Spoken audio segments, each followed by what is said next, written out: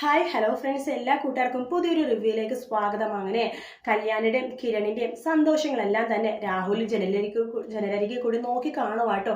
ഇവരുടെ സന്തോഷം അധികം നാളിങ്ങനെ കൊണ്ടുപോകാൻ പറ്റില്ല. എൻ്റെ മോളാണെങ്കിൽ ഒരു രാക്ഷസന്റെ പിടിയിലാണ്.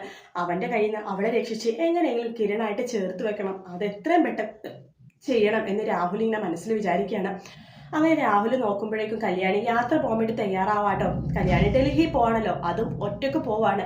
രാഹുൽ വിചാരിക്കും ഇത് തന്നെ പറ്റിയ അവസരം, ഇതുപോലെ അവസരം ഇനി ഒരിക്കലും കിട്ടില്ല. കിരൺ അവളുടെ കൂടെ ഇല്ല, അതുകൊണ്ട് അവളെ അപായപ്പെടുത്താൻ പറ്റിയ സമയം തന്നെ. ആ കൂടെ പോകുന്നത് ആ കിളവൻ ഹരിയാണ്. അതുകൊണ്ട് അയാളെ കണ്ണുവെട്ടിച്ച് കല്യാണിനെ എന്തെങ്കിലും ചെയ്യാൻ പറ്റിയ അവസരം തന്നെയാണെന്ന് രാഹുൽ മനസ്സിലാക്കാണ്. അങ്ങനെ രാഹുൽ ഗുണ്ടകളെയൊക്കെ ഏർപ്പാടാക്കാട്ടോ.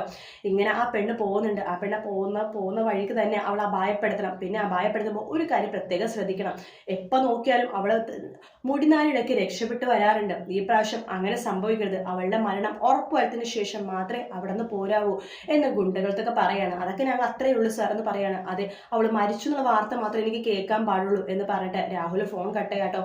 അങ്ങനെ ഗുണ്ടകള് കല്യാണിയെ അപായപ്പെടുത്താൻ വേണ്ടി തന്നെ ശ്രമിക്കുകയാണ്. കല്യാണി പോകുന്ന വഴിക്ക് തന്നെ അവളെ അപായപ്പെടുത്താൻ വേണ്ടി നോക്കണം. അത് ഡൽഹിയിൽ എത്ര മുമ്പ് തന്നെ അപായപ്പെടുത്തണം എന്ന് വിചാരിച്ചിട്ട് ഗുണ്ടകൾ കല്യാണിന്റെ പുറകെ തന്നെ കൂടുവാട്ടോ.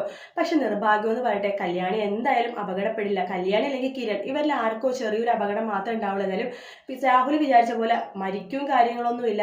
അത് അങ്ങനെയാണെങ്കിൽ പിന്നെ തീർന്നല്ലോ. അതുകൊണ്ട് തന്നെ കല്യാണിക്ക് അല്ലെങ്കിൽ കിരണ ഒരു അപകടം പറ്റേണ്ട, മിക്കവാറും കിരണിനെ തന്നെയായിരിക്കും. കിരണിന് അപകടം പറ്റണം ചെറിയ രീതിയിൽ. കാരണം എന്താ വെച്ചാൽ രാഹുലിന് അപ്പോഴേ തലക്ക് ബോധം വരുള്ളൂ. കാരണം കിരണിനെ വേണ്ടിയിട്ടാണല്ലോ കല്യാണിനെ കൊല്ലാനും ആ കല്യാണിന്റെ മോനെ പോലും വെറുതെ വിടാത്തത്.